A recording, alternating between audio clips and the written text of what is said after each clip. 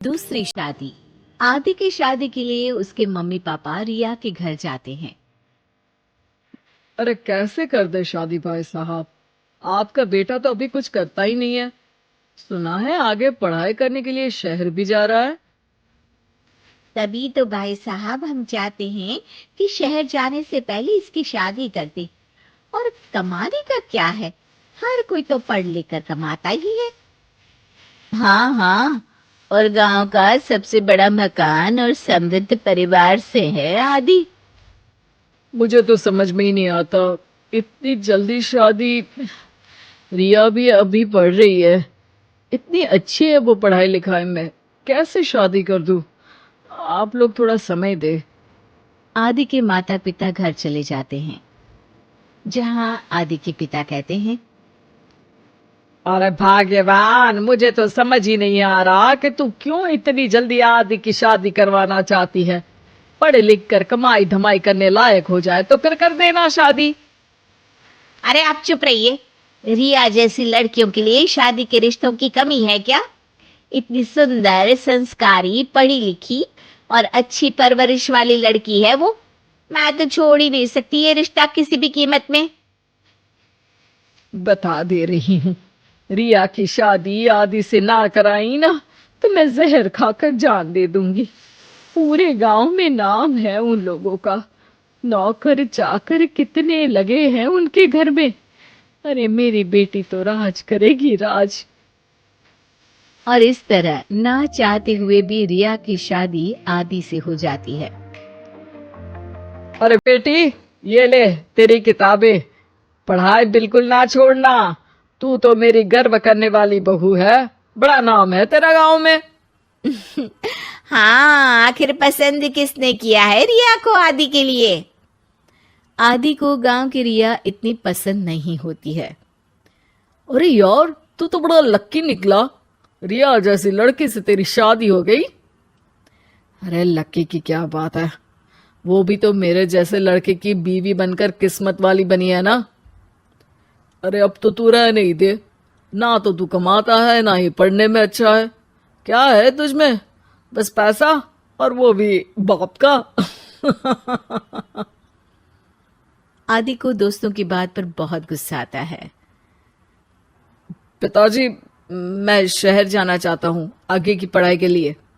अरे बेटा, लेकिन यहाँ की पढ़ाई तो पहले पूरी हो जाए। नहीं नहीं, अब मैं किसी भी हालत में शहर में ही रहकर पढ़ाई करूंगा। रिया को आदि का ये व्यवहार अजीब लगता है कि अचानक नई शादी के बाद आदि ऐसा क्यों बोल रहा है। खैर, आदि पढ़ाई के लिए शहर चला जाता है और रिया गांव में रहकर सास ससुर की सेवा करती और बचे वक्त में पढ़ाई। अरे देखो, दामाद जी तो शहर चले गए। हमारी बेटी बेचारी अकेली रह गई। उसे कुछ दिनों के लिए यहीं बुला लाओ ना। रिया की माँ रिया के ससुराल उसे लेने जाती है कि उसके सास ससुर कहते हैं, अरे नहीं नहीं बहन जी, हमारा मन तो रिया के बिना नहीं लगेगा।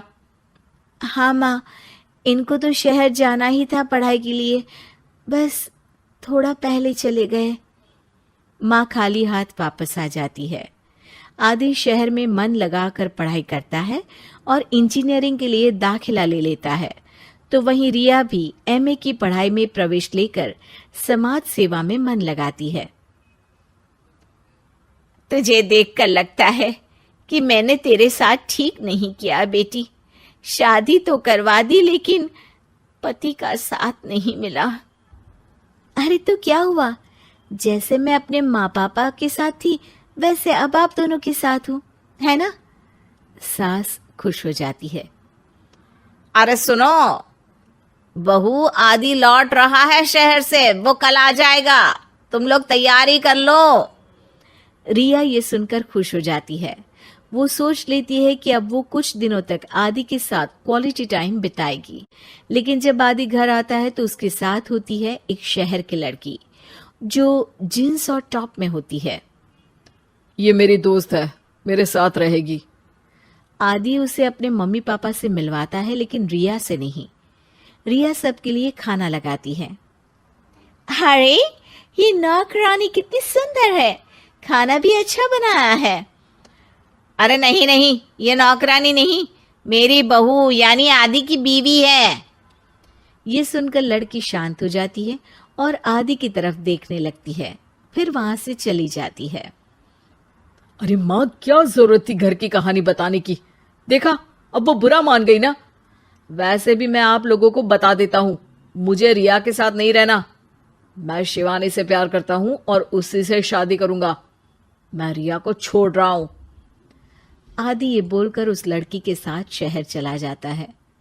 रिया ये सब देखकर रोने लगती है, अपने कमरे में चली जाती है जहां सास ससुर उसके पीछे आते हैं।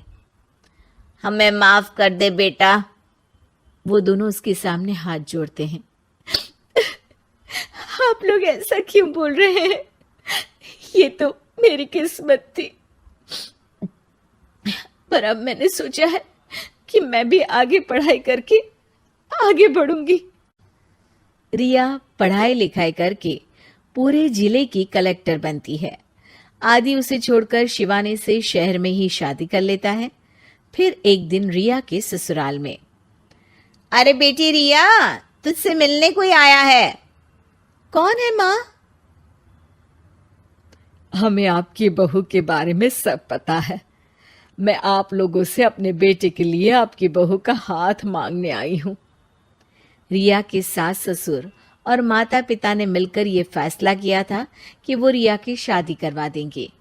पूरे जिले में नाम कमा चुकी रिया की शादी उससे भी बड़े ओहदे के सिट से हो रही होती है कि शादी वाले दिन आदि भी वहां आ जाता है। अरे माँ, ये क्या हो रहा है? तेरी हिम्मत कैसे हुई घर में घुसने की?